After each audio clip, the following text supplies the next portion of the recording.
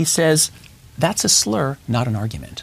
And once he said that, I realized, oh my God, that is exactly what has been happening to me. I've been saying some pretty provocative things, beginning with an Atlantic article with Greg Lukianoff, and I keep looking on the internet for people who will respond to it, and pretty much nobody's arguing against me for anything I say. But I do get a lot of people basically saying, I'm a white male, or I somehow am winking at racism, something like that. So young people who go through these colleges, they're exposed to rhetorical training that prevents them from learning how to engage. They're trained carefully in how to basically discredit your opponent.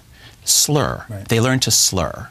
They do not learn to argue. The key to the new morality is a method of looking at society and looking in terms of power and privilege.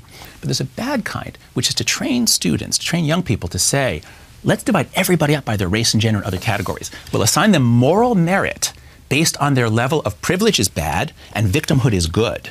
Okay, now let's look at everything through this lens. Israel, the Palestinians are the victims. So therefore, they are the good and the Jews, or the Israelis, are the bad. Right. And then so it's this one totalizing perspective. All social problems get reduced to this simple framework. I think we're doing them a disservice. I think we're actually making students less wise. You are a liberal. I am. We obviously have different politics, but it doesn't matter. On freedom of speech, we are completely united.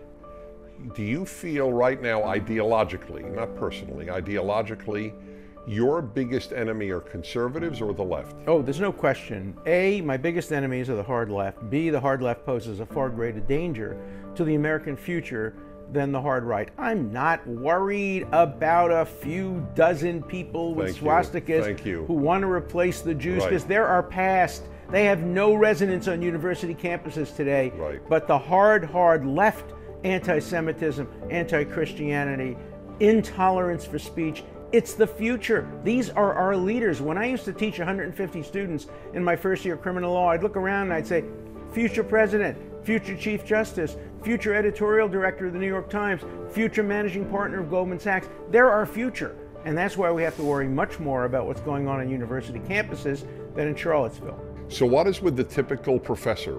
Is he weak? Well, how do you explain the lack of opposition to the left on the campus? In 50 years of teaching at Harvard, Stanford, NYU, Hebrew University, you name it, I have never met a group of less courageous people in my whole life I love them. than tenured Harvard and tenured other professors. They are so terrified of their own shadow. They don't want to do anything that upsets a student. Right. They want their student evaluations to be very, very high. They want to be admitted to all the academic societies and clubs. I have been blackballed from numerous of these organizations.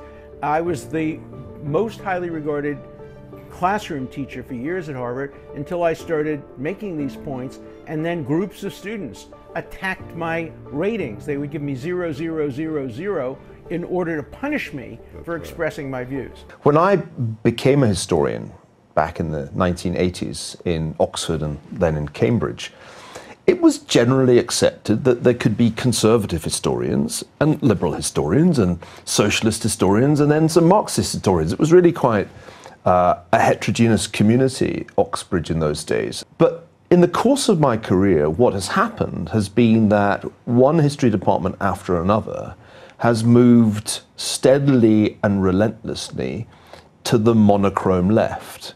And it has become steadily harder to be seen as a conservative. I say seen as because I've never really felt that I'm a conservative, but I've often been described as one. Yeah. To be seen as a conservative historian has become steadily harder and harder.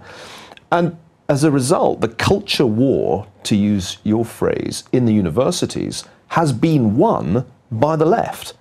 There will really be soon a handful left of conservatives at institutions like Harvard and Stanford. And that's, to me, deeply depressing, deeply troubling. But what happened is, and it's happened in most departments, in most universities, inexorably the left took over, and an implicit rule, a tacit rule, was imposed that one does not hire right-leaning historians, nor does one hire their graduate students. So they too, people who have been my graduate students, have found it difficult to get hired. And now, I think pretty soon, there just won't be conservatives in university departments. More importantly than that, nobody will be teaching subjects like the history of the Soviet Union. So no students will be taught about the crimes of Lenin and Stalin. And students, like the students I taught yesterday, will not hear from anybody that there was a religious motivation to the 9/11 attacks. I had a class at Stanford yesterday. I was allowed to sit in and teach somebody else's class as a guest professor, and it happened to be a discussion about 9/11. And it became clear to me that the students had never considered the possibility that there was a religious motivation to the 9/11 attacks, and more or less accepted the idea that they were retaliation for the misdeeds of US foreign policy in the Middle East, what I'll call the Howard Zinn theory.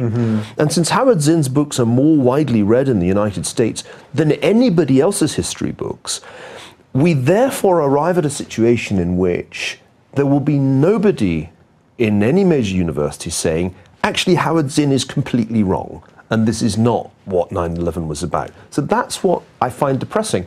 When I